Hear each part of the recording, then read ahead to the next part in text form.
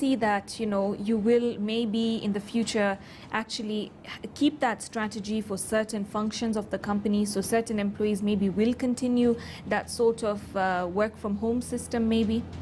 There is definitely positives that we would want to retain into the future. There's a lot of very good learning that can be accessed digitally, which we would want to sustain. There is very good opportunity around how we meet and how we communicate digitally across the continent as being Standard Bank as part of the African continent. So some of those things we will retain. Definitely there is a new norm around how sitting spaces in offices look like. And that may require a little bit more of social distancing, considering that COVID is now thought to be an endemic rather than a pandemic. So it's something that we probably would need to live with for quite some time. So some level of social distancing will have to be rethought of. So we do need to think about a percentage of our staff having to work from home or off-site, and a percentage of our staff being in the office. Okay. When it comes to COVID again, investments under your COVID-19 combating strategy through the Stanbic Bank Foundation, I believe, surpassed about 137 million. So expound a little bit about this and tell me more about, what your initiative is currently doing. Yeah, so through various partners and in collaboration with some of the banking entities that we have out of Kenya, we have been able to procure about 192 ventilators. This would actually be quite helpful in kind of assisting the people who will be adversely affected by the COVID-19 disease. We have issued washing stations, about 700 of them, through our partnership with the Rotary Club, and we'll be distributing them across countries. Across counties. We have about 1,000 personal protective equipment that we have procured, and through our partnership with doctors, we are going to supply that to the doctors who are fighting this disease, and well done to them by working on the front line to try and help improve the health conditions in this country. We're also going further in seeking funding for our SMEs to enable them ride through this period, and even after the period to kind of boost their recovery process during the period using the foundation. Amazing. As we even continued that discussion about COVID-19 and what you're doing, what would you like to see the government implement in terms of cushioning SMEs right now? We've seen, of course, they've given different measures here and there, tax-wise as well. But when it comes to SMEs particularly, what would your recommendations be for perhaps what more they can actually put in place? Yeah. And I have to say we've seen pockets of good things, but things that I think we can enhance. One of it is we do need to start promoting the Made in Kenya aspect of how we then promote our SMEs. There are a lot of these protective equipment that can be produced in Kenya, and we've seen brilliance in ventilators. We do need to support such kind of process. We do need to think about how do we procure in Kenya, because it's probably the new normal, that there will be a little bit more restrictions globally. So we do need to promote some of our SMEs to be the innovators of tomorrow. I do think there is a little bit more we can do around the stimulus from a funding perspective.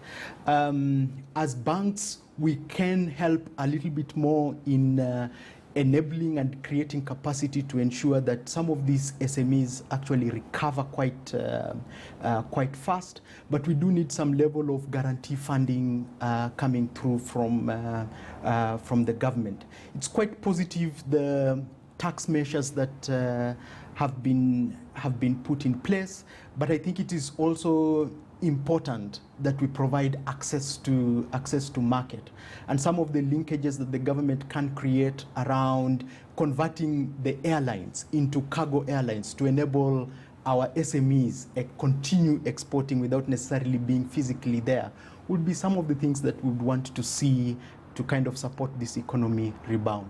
Okay, and the private sector's role then in facilitating, these kinds of moves. What more would you like to see from that end? Yeah, and I think more and more as we kind of reflect on this pandemic, there's a definite question and challenge that comes out of the private sector around innovation for good rather than innovation for profit. And I think there are brilliant minds in the private sector that can help around innovation for good. It is quite pleasing to see how various private sector firms have come to offer contributions towards the fight over the pandemic, but it also requires an investment to kind of build the distribution around the various private sector entities to enable some of these small entities grow. So I would want to see more private sector procuring more from local communities. I would want to see private sectors investing a little bit more on ensuring that education can be digitized. I think we've heard about 5 million children are still not in school and not able to access learning. I would want a little bit more investment in that. So if we can try and enhance our health sector, if we can try and build capacity in education, if we can try and improve our distributorship, I think we'll be moving in the right direction. So a lot of capacity building that needs to be focused on from the private side. Yeah. And finally, what future strategies do we expect from Stanbic, plans we expect to see in the following quarters, even as we wrap up? Yeah, and I think what's pleasing, our agenda is to say that there's a lot of stories in the media and discussions around responding to this pandemic. I think as Stanbic, we see that it is high time that we actually rebound from this pandemic. So we are looking at areas where we can support our women a little bit more. I think our women, while they've remained resilient, they are probably one of the most affected in this pandemic, and we do have a data proposition that's going to add a little bit more around capacity building, do a little bit more non-financial support, and help women access funding much faster to enable us rebound. I think the other piece is the piece around trade. One of the things that I think would be important in the new normal is how we can create cross-border collaboration digitally. And I think it's a big opportunity for us to digitize our trade, and our linkages in China, our linkages in other African countries, in Europe and in the US would enable us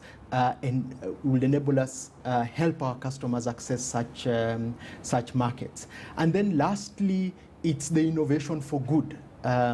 Thinking about how do we create capacity for our SMEs so that our SMEs can be able to manage their businesses better during this period and also after the COVID endemic.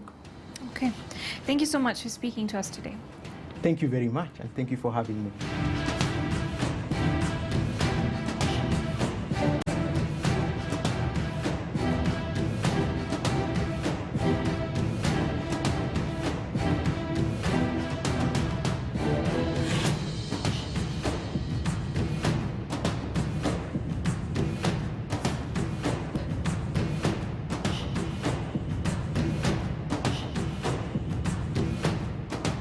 And there you go. We got a lot of insights into what to expect from Stanbic Bank Kenya, even in the coming quarters, especially when it comes to how procedures will be in the new normal, even as many companies begin to realize the fact that this pandemic is staying with us for much longer than anticipated, and there are ways around it that they can operate at an optimal level.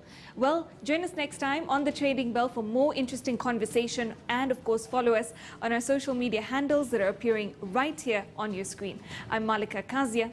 Thanks for watching.